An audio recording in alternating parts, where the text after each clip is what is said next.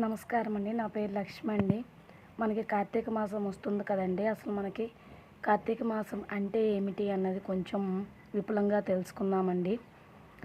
ఒకసారి చూడండి. కార్తీక మాసం కార్తీక మాసం అంటే ఏమిటి? కాలం.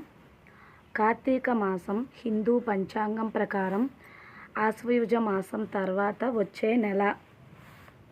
సాధారణంగా అక్టోబర్, నవంబర్ మధ్య కాలంలో ఉంటుంది. ఈ మాసం చంద్రుని ఆధారంగా లెక్కించబడుతుంది. దీన్ని శ్రేయోమాసం, పవిత్ర మాసం అని కూడా పిలుస్తారు. కార్తీక మాసం మహత్యం. కార్తీక మాసం హిందువుల దృష్టిలో అత్యంత పవిత్రమైనది. ఈ నెలలో విష్ణు భగవానుడు, శివుడు మరియు తులసీదేవి పూజ చేయడం విశేష ఫలప్రదంగా ఉంటుంది. ఈ మాసంలో ఒక్కరోజు ఉపవాసం చేసిన, ఒక్క దీపం వెలిగించిన అనేక పుణ్యఫలాలు లభిస్తాయని పురాణాలు చెబుతున్నాయి. కార్తీక మాసంలో ముఖ్యమైన పండుగలు. ఫస్ట్ వన్ ఏకాదశి, ఉద్దాన ఏకాదశి, విష్ణుదేవుడు యోగ నిద్ర నుండి మేల్కొనే రోజు. సెకండ్ వన్ దీపావళి, అమావాస్య నాడు దీపాలను వెలిగించి అంధకారంపై వెలుగు విజయాన్ని జరుపుకునే రోజు. థర్డ్ వన్ నాగుల చవితి, నాగదేవతల పూజ. ఫోర్త్ వన్ తులసి వివాహం, తులసీదేవిని శ్రీ మహావిష్ణుతో వివాహం చేసే పవిత్ర సమయం. ఫిఫ్త్ వన్ కార్తీక పౌర్ణమి. ఈరోజు స్నానము, దీపదానము, ఉపవాసము అత్యంత పుణ్యప్రదం. ఆచారాలు మరియు పూజలు. దీపదానం. ప్రతి సాయంత్రం దేవాలయంలో, ఇంట్లో, నదీ తీరంలో దీపం వెలిగించడం. రెండో పాయింట్ స్నానం. బ్రహ్మముహూర్తంలో సూర్యోదయానికి ముందు పవిత్ర స్నానం చేయడం. థర్డ్ వన్ ఉపవాసం. సోమవారం, శనివారం, ఏకాదశి నాడు ఉపవాసం ఉండడం. ఫోర్త్ పాయింట్ తులసి పూజ. తులసి చెట్టుకు దీపం వెలిగించి ప్రదక్షిణలు చేయడం.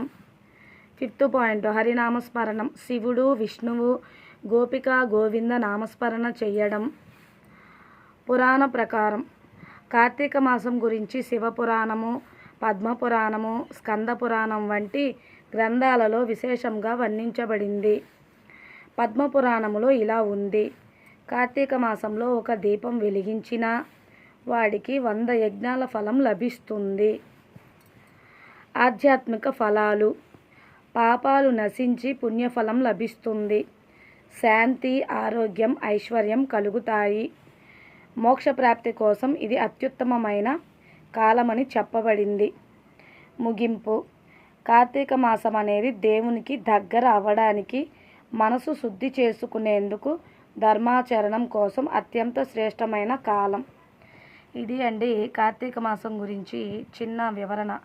కార్తీక మాసం అంటే ఏమిటి, దాని గురించి తెలుసుకోవాలన్న ఉద్దేశంతో మీకు చిన్న వీడియో అన్నది అప్లోడ్ చేసి పెడుతున్నానండి. అందరూ కూడా పెద్దవి అయితే ఎక్కువ చూడలేరనే ఉద్దేశంతో మనకి అసలు కార్తీక మాసం అంటే ఏమిటి, కార్తీక పురాణం అంటే ఏమిటి అనే వాటి గురించి నేను చిన్న చిన్న వీడియోలు చేసి పెడుతున్నానండి. అవన్నీ కూడా పెద్దవాళ్ళం అందరం తెలుసుకొని అలానే చిన్నపిల్లలకు కూడా నేర్పిస్తారన్న ఉద్దేశంతో నేను మన పండుగల గురించి ఒక్కొక్కటిగా నేను అప్లోడ్ చేస్తున్నానండి.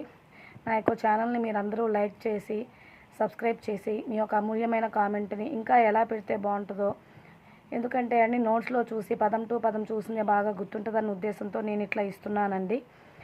ఎందుకంటే మనం ఇదివరకు రోజుల్లో అన్నీ కూడా ఒక నోట్స్ మెయింటైన్ చేస్తూ రాసుకొని చదువుకున్నయే మనం అవసరమైనప్పుడల్లా దేవుళ్ళి ఆ పుస్తకం తీసుకొని చదువుకునే వాళ్ళమండి. ఇప్పుడంటే ఫోన్ ఉందని ఫేస్బుక్, అలానే యూట్యూబ్ అన్నీ ఓపెన్ చేసి మనం చదువుకుంటున్నాము. అందుకని చెప్పి నేను కూడా మనం చిన్నపిల్లలకి ఇస్తారన్న ఉద్దేశంతో ఇలా నేను నోట్స్లో మంచిగా నోట్ చేస్తూ ఈ యొక్క కంటెంట్ని ఇస్తున్నానండి. మీరందరూ ఉపయోగించుకుంటారన్న ఉద్దేశంతో మనస్ఫూర్తిగా కోరుకుంటున్నానండి. మీ అందరికీ ముందుగా కార్తీక మాసం శుభాకాంక్షలు అండి. ఓం నమః శివాయ, ఓం నమః శివాయ, ఓం నమః శివాయ. లోకా సమస్తా సుఖినో భవంతు, సర్వే జనా సుఖినో భవంతు. ఓం శాంతి శాంతి శాంతి.